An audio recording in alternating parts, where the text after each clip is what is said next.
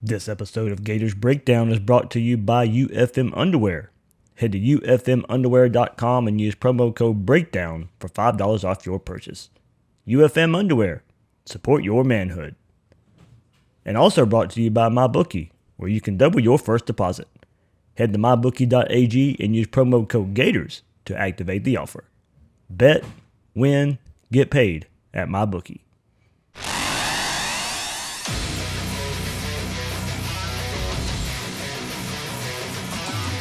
Gators Breakdown, the Gators fan podcast, because there's never a dull moment in Gator Nation.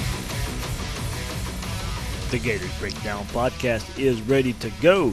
I'm your host, David Waters, and you can find me on Twitter at GatorDave_SCC as we preview the Florida and South Carolina game. Florida will try to rebound in Columbia the week after South Carolina upsets Georgia, and Florida gets their first loss of the season at LSU. So it should be a good time in Columbia, but a pretty good game. And a lot of the narrative and the look of that game has changed since last weekend with South Carolina and that big upset over Georgia. So a little more hype behind this game than we originally thought. Joining me on this episode to preview South Carolina is Will Gunter, the co-host of the early game on 107.5 in Columbia. We'll take a look at this South Carolina offense and the questions surrounding the quarterback position and their help there. And we'll also take a look at the stout defensive front that the Gators offensive line will have to have answers for. Remember, you can find Gators Breakdown on news4jax.com/Gators Breakdown. There you'll find all the Gators Breakdown episodes. Also catch the podcast on Apple Podcasts, Google Podcasts, Spotify, or YouTube. When using those services, please share, rate, and review the show. And on social media, don't forget to follow Gators Breakdown on Twitter and Facebook at Gators Breakdown. And don't forget, every week, a News4Jax exclusive, Talking with Troop, former Gators tight end Ben Troop joins me once a week this season on News4Jax and gives his thoughts on the Gators like only he can. You know Ben brings it every time, and you can catch that every week exclusively on news4jax.com/Gators Breakdown. Will Gunter, co-host of the early game on 107.5 in Columbia, South Carolina, joins me here on Gators Breakdown to preview the South Carolina Gamecocks. And Will, this game looks a little different, man. I think you have to take us back to a week ago in the big upset over Georgia. It wasn't pretty, but it did need to be for South Carolina to get out of Athens with a win. Gamecocks faced a lot of adversity, but kept fighting. How big was that win for Will Muschamp? Well, I mean, it was huge. It was now. Well, I know we'll talk about it as we go forward, and it'll be kind of the theme of what I say throughout this interview. But it was what he had needed at South Carolina to kind of validate everything he has talked about. And so if you just talk from a coaching standpoint, and Will Muschamp, something that Florida fans are very familiar with, I've said constantly, look, I think Will Muschamp Friday or Sunday through Friday is one of the best coaches in America in terms of organization, in terms of recruiting, how he wants to do things. I think he's one of the best, where he's always been questioned this Saturday when you actually got to play the game and he's got to make in-game decisions. And I don't know if this past Saturday necessarily changed any of that part, but what you needed when you preach some of the things he preaches, which is blue-collar mentality and work ethic and character and all these things, well, you need wins to validate it. And so when you lose some of the games that he's lost, especially big games, it doesn't help the concept or the theme that you are an up-and-coming program. You need to win these games. And so that was really what Saturday was about, is winning a game. And then what you said, they faced adversity and all those things he had talked about, talked about for really 3.5 years in South Carolina. They all kind of came to fruition because South Carolina didn't play their best game. Georgia didn't play well, but South Carolina gave Georgia some opportunities there to win the football game. And so South Carolina overcomes some adversity. They win the football game. So for Will Muschamp, the coach, that was huge. For this team, which I think is a talented football team, it was big because it gives them confidence that, hey, we can beat, or we can go out and play with and beat some of the higher up SEC teams. We can do everything that coach preaches. If we believe in, we can do it. And I do think from their standpoint, that's what made Saturday so big is can South Carolina now use that to jump to that next level in the SEC, to get up there behind Georgia and on the same level as Florida and some of these other teams. Well, also, Will, I think, just go back and look at the season. We come into the season and, name South Carolina as having one of the toughest schedule, if not toughest schedule in the country, with having to play Alabama, Georgia, Texas A&M, Florida, a lot of top 10 teams on that. And the season opener gets here and lose a game you probably should in North Carolina. In a way, you could say that Georgia win kind of makes up for that first game loss versus North Carolina. It does. I think nationally, probably South Carolina's right at 3-3, right where everybody thought they would be. It's probably nationally, everybody had South Carolina losing to Missouri, Alabama, and Georgia. Locally, I think most people said, okay, well, Alabama and Georgia, South Carolina should be 4-2 when Florida comes to town. Yeah. So you're right. You're exactly right. I think that that this kind of offsets the North Carolina game a little bit. Now, with that being said, it changes the perception of the season and what can happen over the next 6 games. To again, with Will Muschamp, any coach, I think in year 4, it's showing progress. It's continuing to move the program forward. And I will say this: you're right. It would be a lot different atmosphere here today if South Carolina had lost that Georgia game. Even if Georgia makes that field goal and scores again in triple overtime and goes on to win, it would be a lot different if Florida coming to face a 2-4 South Carolina football team. Let's move forward to the game a little bit here. And latest on the quarterback situation. I know it's kind of up in the air. I know Will Muschamp says he expects Ryan Hilinski to play even after he injured his knee last week versus Georgia. That the carry-on Joyner will get reps if Hilinski can't go. Even if Hilinski can go, he's probably going to be somewhat limited, right? You would assume. Again, it's interesting to have this discussion with Florida fans, with you and with Florida fans, because y'all are as familiar with Will Muschamp as we are, and I think and injuries. And injuries, and it's probably been the most aggravating thing for South Carolina fans at times is Will Muschamp saying, "Oh, my guy's day to day," and he's out for like 6 weeks. I still laugh. I kind of jokingly laugh about 2 years ago. I was going in for a press conference, and I look over, and there's an offensive lineman that's on a little scooter out in the parking lot. It's got a cast on, and we go in to the press conference, and Will Muschamp says, "Oh yeah, he's day to day," and I'm thinking, well, I guess they can put a cast on and take it off in a week. That doesn't make sense, but sure, who am I to judge?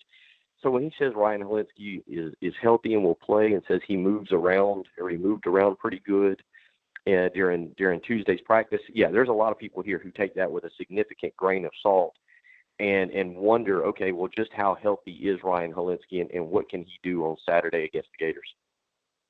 And looking at what Joyner was able to do, and I heard this right too, right? He's battling a hamstring injury as well a little bit. So how, of course, the style of offense and the style of quarterbacks those guys are change from one to the other. How much does the offense change if Hilinski's not able to go? I don't know. That's a great question because we don't know how Brian McClendon would call the game differently. Yeah. Theoretically, it should change drastically because you go from Ryan Hilinski, who's basically a statue back there and is not going to be able to beat you at all with his feet. I think the longest run he's got is like 4 yards, to carry-on Joyner, who can throw the football, but his best attribute is being able to, when the play breaks down, take off and scramble for 20 or 30 or 40 yards. I mean, this is the guy they moved to wide receiver. So theoretically, you're talking about 2 entirely different quarterbacks. Now, what we saw last week with the carry-on Joyner actually having to play was an offense that looked very similar. They never ran a quarterback draw, which I thought was insane, especially given how that game was playing out. They put Joyner on the edge a couple of times to give him a run-throw option, but it certainly wasn't a staple of the offense. To be quite honest, the offense didn't look like it changed a whole lot.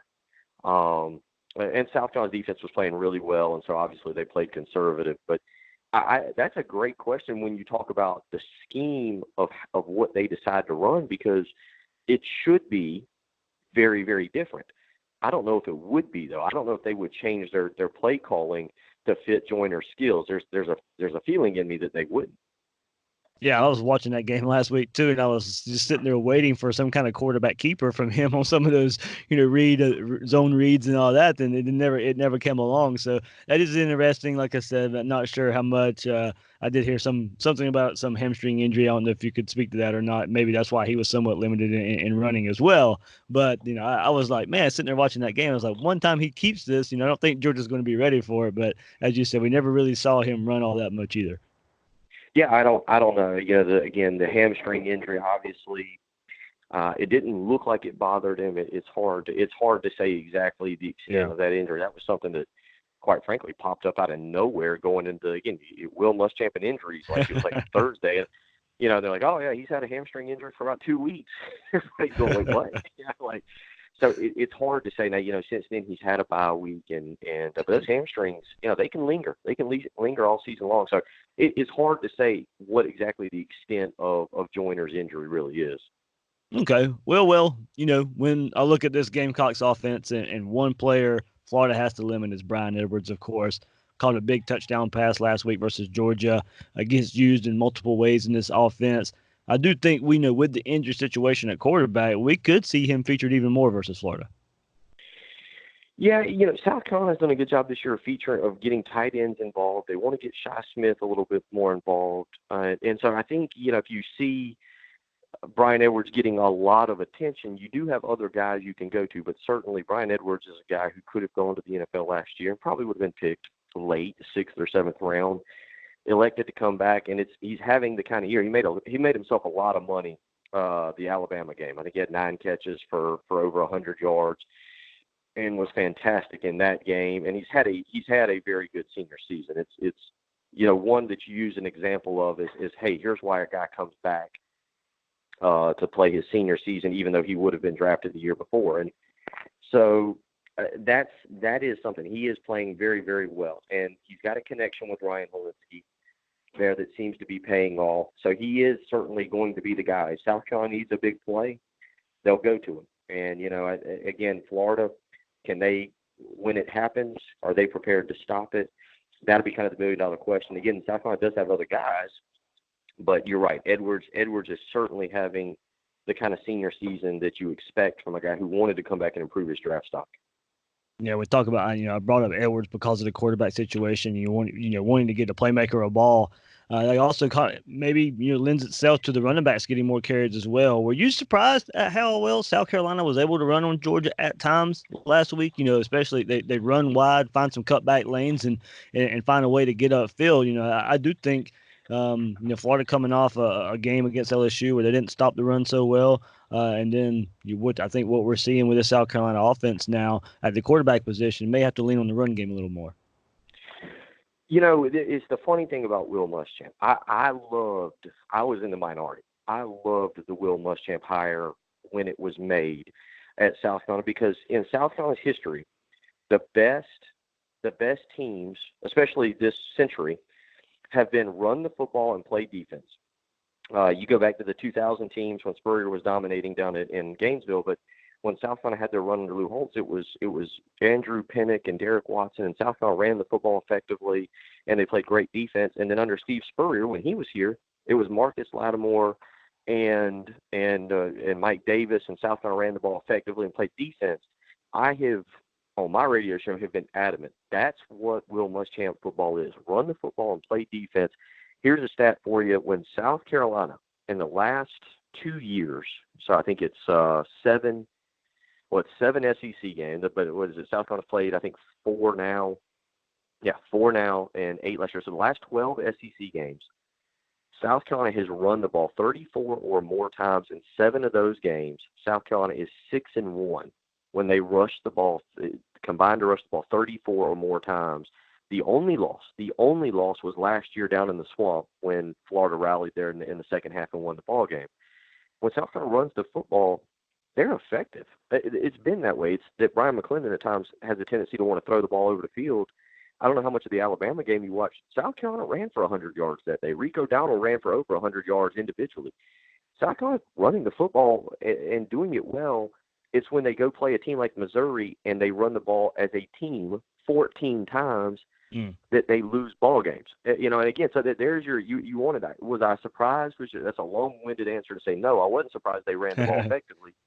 I was surprised they stuck with the run in the manner that they did, because that's kind of the magical number. Get to 34 or 35 carries, and when they do that, they've been effective. They've been able to do that. And by the way, some people say, well, of course, when you run it 34 or 35 times, you're having success. Well, that's not always been the case. Against Missouri last year, they ran it, I think, 40 times. They averaged 2.9 yards a carry. That's not ultra successful, but what happened is they were able to grind out a victory. They've got to run the football, including this Saturday. Will Gunter, co-host of the early game on 107.5 in Columbia, South Carolina, previewing the South Carolina Gamecocks. And on the other side of the ball, Will, it's going to be a challenge for this Florida offensive line to handle DJ Wadham and Javon Kinlaw. This defense, may have given up yardage last week to Georgia, but in pressure situations, in also bringing pressure, these guys provide at times, it can really affect an opposing offense. Yeah, this is what we expected. This is what South Carolina fans especially the last two games, Kentucky included, is what South Carolina fans expected from a Will Muschamp defense. And last week, you're right, they gave up 4 yards a carry. But DeAndre Swift's longest run from scrimmage was 14 yards, and that was actually on a draw play right before the half, right when South Carolina thought that Florida would probably throw it with about a minute to go in the second quarter. So there's no shame in that. Obviously, Javon Kinlaw, again, is a guy. You mentioned Brian. We talked about Brian Edwards. Javon Kinlaw is a guy who could have gone to the NFL last year, probably would have been picked in the 4th or 5th or 6th round, came back. He is having a monster season, 6'6", 310 pounds on the interior. CBS put out a mock draft about a week and a half ago, and they had him as the 3rd player overall being taken in the draft. This is a guy who's played his way into first-round discussion, and there's talk now that he's moving, obviously, CBS pointed out, into the top 10. And then DJ Wadham is playing really well. There's a senior there, Kobe Smith, who's been around, who's having a good year. Zack Pickens was a 5-star freshman. Aaron Sterling was a one-time Alabama commitment that South Carolina got late in the process when Alabama dropped him. He's having a really good year. The whole defensive line is really stepped up, and then behind them is a linebacker, Ernest Jones, who has really been able to fill that middle linebacker void that South Carolina struggled with really the last 2 years, and has helped the Gamecocks. So, yeah, that front four with the middle linebacker has certainly made great strides over the last 2 weeks. And, kind of going back to last week a little bit, going against Georgia, going against that offense, going against that offensive line that is so heralded, I think, the South Carolina defensive line got a lot of credit, and rightfully so, because a lot of eyes were on that game because of the upset that was brewing, and especially in the second half. And I can't tell you how many times I saw Kinlaw just blow by the Georgia right guard. I think it was Ben Cleveland, and I was just like, oh man, it's just something. With this Georgia offensive line, this didn't necessarily. It didn't matter who they were going against. It could have been Alabama's defensive line. It could be Florida's defensive line. They're going to get South Carolina's defensive line, and they really made a name for themselves in the spotlight going against what many claim to be the best offensive line in college football. They had success. It gets lost in the Alabama game because of the success that Alabama was able to, when Alabama called a pass, was able to run for 1,000,000 yards, and then the Najee Harris run or catch again. Najee Harris called a pass. South Carolina's defensive line played good in that game. It just kind of got overshadowed because Henry Ruggs caught one and went 81 yards, and Judy, I think it was, or Devontae Smith caught one and went 40 some odd yards. I mean, the secondary stunk that game, but yeah, South Carolina's defensive line is playing at a pretty high level right now. John Scott Jr. came in as the defensive line coach from Arkansas this year, and at least through 6 games, and certainly as you come off of the Georgia game, that looks to be a massive improvement. And it's what leads me to maybe the most interesting part of this game on Saturday. Florida comes in 12th in the league in rushing offense. How one-dimensional can the Gamecocks make Kyle Trask in Florida on Saturday? Are they able to completely eliminate that run offense that Florida is trying to get going and make Kyle Trask drop back and throw it consistently? And there's been a change during the season for the defense, moving to more of a from a nickel kind of 4-2-5 to now more of a base 4-3. What's been the benefit of that change? Well, it's just been getting your best players on the field, and it's sad to say that the transfer of a highly thought-of recruit probably is what brought that change upon. Jamias Williams, who was a very high-level four-star recruit, decided to transfer after 4 games to preserve his red shirt, but he just simply was not getting it done. And so they kind of reevaluated things after the Missouri game and went to a 4-3 defense with Sherrod Green coming on, and it's worked out. And obviously the defensive backs we thought were going to be pretty good. J.C. Horn and McQuamu are different defensive backs, man. You're talking about guys who are 6'1" and 6'4", but going to more of the 4-3 has allowed them to be more physical at the point of attack. And then at least to date, Sherrod Green has done a good job of being able to cover some wide receivers. Jamie Robinson, the freshman defensive back who's either playing nickel when they need him to or safety, has been just an incredible bright spot. He did get called for the holding on Ethan Wolf on the 4th and 6th play there at the very end of the game that gave Georgia the opportunity to score that touchdown in regulation. But he's been very good. So it's kind of, at times it's frustrating that it took a transfer for maybe South Carolina to get their best players on the field, but that's exactly what seems to have happened now. And one more before we go, and kind of more back last week, going back to last week. Where in the world did that performance from Israel McQuamu come from? Those 3 interceptions. I mean, he was a one-man wrecking crew back there in that secondary.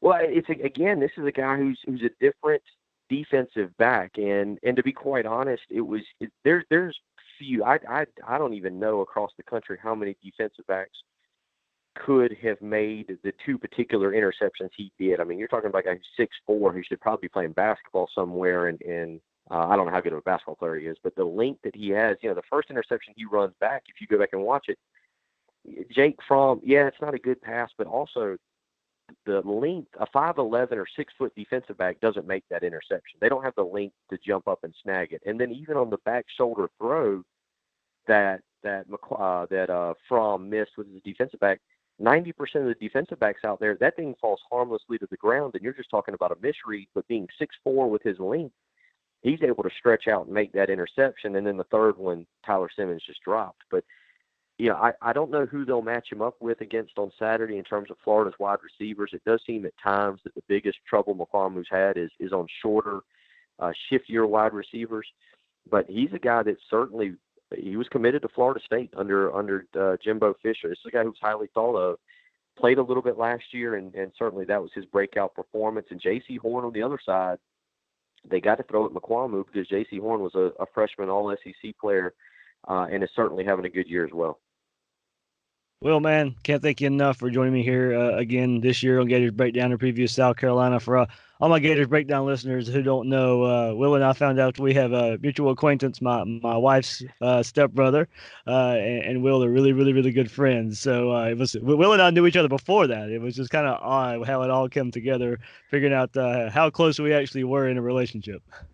How about that? The Facebook, the tie that binds everybody together. That's how we found out, I believe, is that you post a picture and everybody likes it. So, yeah, good time. We look forward to seeing you this weekend. Absolutely. All right, Will. Thanks, man. Take care. Whether you want to make a national title bet or wager on this weekend's games, MyBookie has you covered. MyBookie is always the right play. You bet, you win, they pay. Have some fun with betting this season. MyBookie lets you bet on which college coaches will get fired, who will make the college football playoff, or win the Heisman Trophy. You can even bet on halftime lines and live odds. If by the second half it looks like your bet is going to lose, you can always just take the other side. Also, MyBookie allows you to bet on FBS versus FCS games. Right now, double your first deposit at MyBookie. Use promo code Gators to activate the offer. Visit MyBookie online today at mybookie.ag. That's MyBookie.ag. And don't forget to use promo code Gators when creating your account to claim the bonus. Bet, win, get paid at MyBookie. And you guys have got to try UFM underwear. Underwear for Men is the only brand of men's underwear that offers both isolation and support, all while keeping you cool. Unlike other pouch underwear brands that have thin mesh panels or pre-sized pouches, Underwear for Men's patented bending design prevents skin-on-skin contact and eliminates chafing. Underwear for Men is a state of Florida company and has you covered no matter the activity. Everyday underwear, athletic underwear, work underwear, medical underwear. Underwear for Men is made for it all. Try your pair now. Head to ufmunderwear.com and use promo code BREAKDOWN to get $5 off your pair of UFM underwear. UFM underwear. Support your manhood. All right, the Gators need to bounce back here after 2 tough headlining games and just go take care of business. Of course, I think there is wonder at where both of these teams are mentally, Florida and South Carolina. And Florida coming off the 2 games versus Auburn and LSU, and that LSU game being the first loss of the season. How will South Carolina respond to getting the big upset win over Georgia? Are they still riding high from last week? Did they put so much into last week that mentally they aren't there this week? Or is that performance a confidence booster they can build off of? So it's going to be interesting to see how both teams come out and attack this game to see if there's any hangover effect either way from last season or from last week.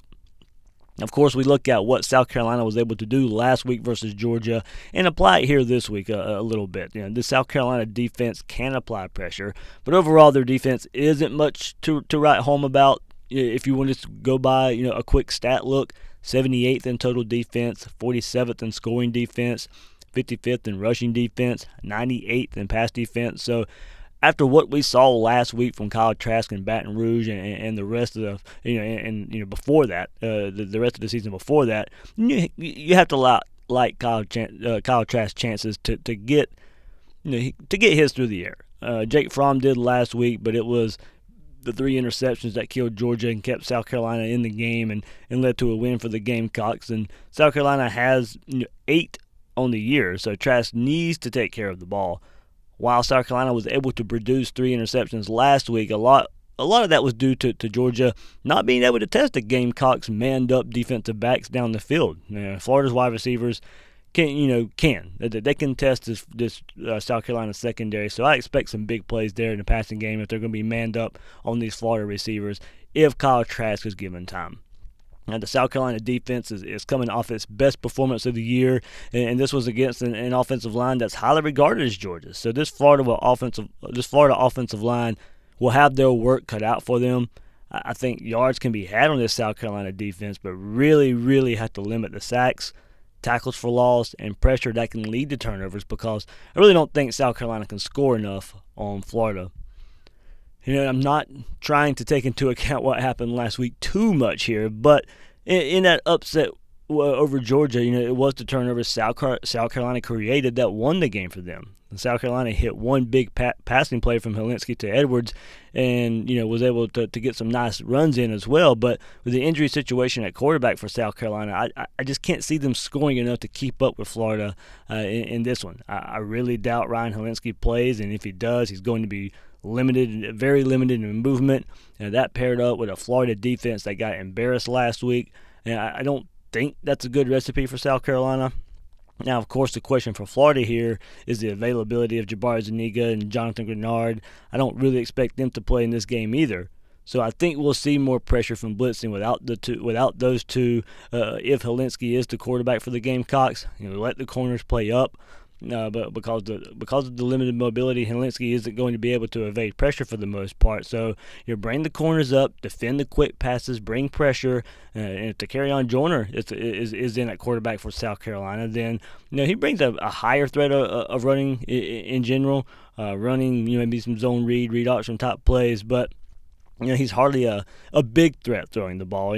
So we'll see. I don't know how accurate he can be versus this Gator defense. He came in last week after Helinski went down versus Georgia and went 6 of 12 passing for only 39 yards, had 6 carries for 28 yards. So when Joyner's in the game, this Gators defensive line and linebackers are, they're going to have to show up, keep contained on the edges, shove the run game back inside, and let David Reese go to work. When Joyner is in the game, look for David Reese to have a monster game.